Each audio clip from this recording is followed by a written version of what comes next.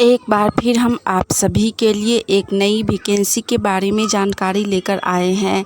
यह vacancy SSC के तरफ से निकाली गई है, यानी कि स्टाफ सिलेक्शन कमीशन के तरफ से स्टेनोग्राफर पोस्ट के लिए निकाली गई है, जिसमें दो अलग अलग प्रकार का पोस्ट है। ग्रुप सी लेवल का और ग्रुप डी लेवल का दो पोस्ट है।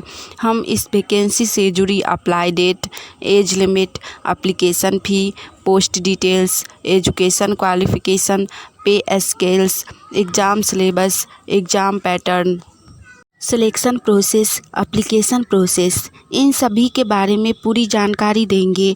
तो अगर आप भी इस वैकेंसी के लिए फॉर्म अप्लाई करना चाहते हैं तो जानकारी को ध्यानपूर्वक सुनें और वीडियो में लास्ट तक बने रहें, जिससे कि फॉर्म अप्लाई करते समय आपसे किसी भी प्रकार का कोई भी मिस्टेक ना हो।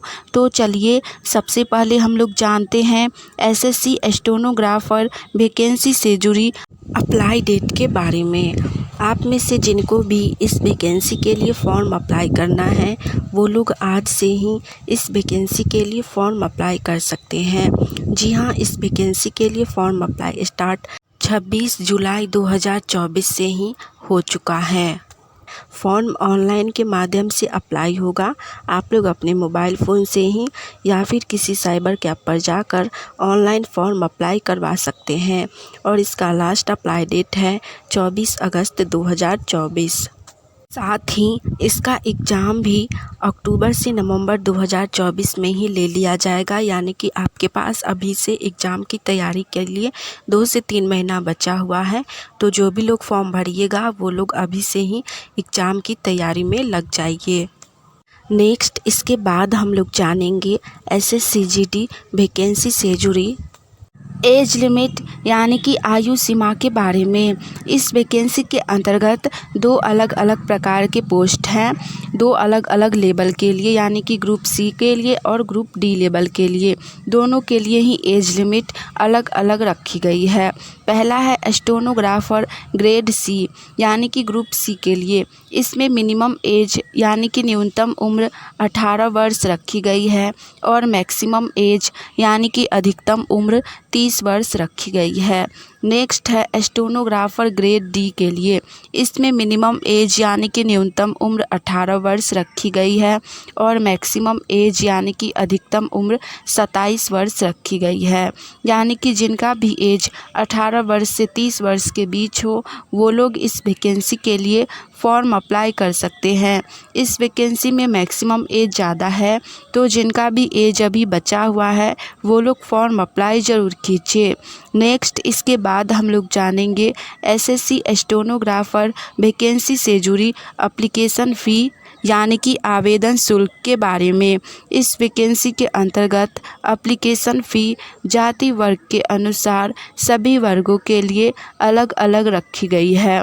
पहले जानते हैं जनरल, ओबीसी और ईडब्ल्यूएस कैटेगरी के कैंडिडेट के लिए। इनके लिए एप्लीकेशन फ़ी 100 रुपया रखा गया है। नेक्स्ट है एससी, एसटी, ईएसएम, पीएच और ऑल कैटेगरी फ़ीमेल। इनके लिए एप्लीकेशन फ़ी 0 बैलेंस रखा गया है, यानी कि जो भी लोग एससी, एसटी, पीएच कैटेगरी से आते हैं, साथ में सभी वर्गों की महिलाएं, जनरल, ओबीसी, एससी, एसटी सभी वर्गों की महिलाओं के लिए भी एप्लीकेशन फ़ी नहीं रखी गई है।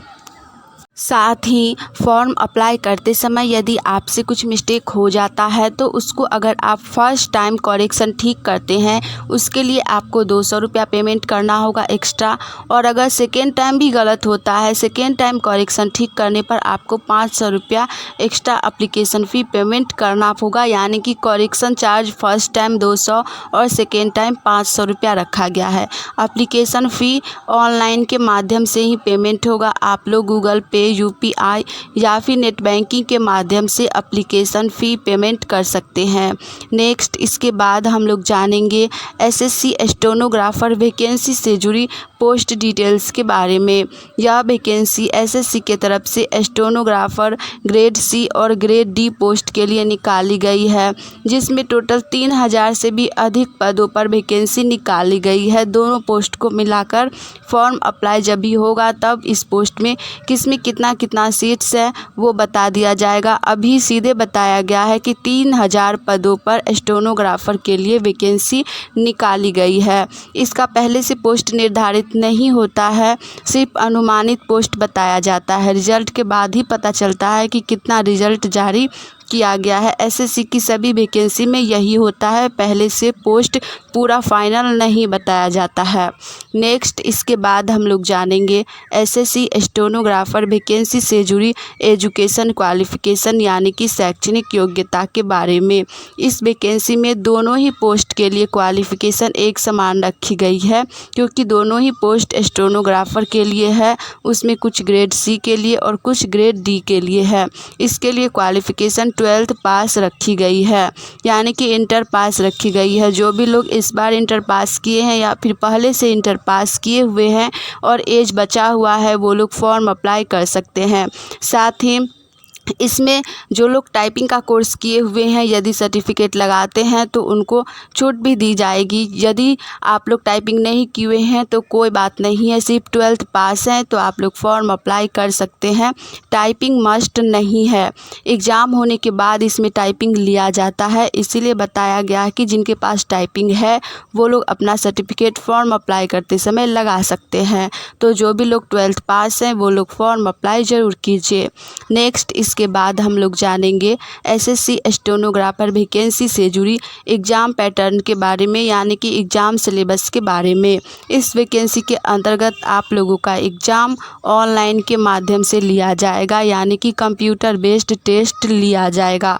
एसएससी का सभी एग्ज़ाम ऑनलाइन के माध्यम से ही लिया जाता है, इसीलिए इसका एग्ज़ाम भी ऑनलाइन के माध्यम से ही लिया जाएगा।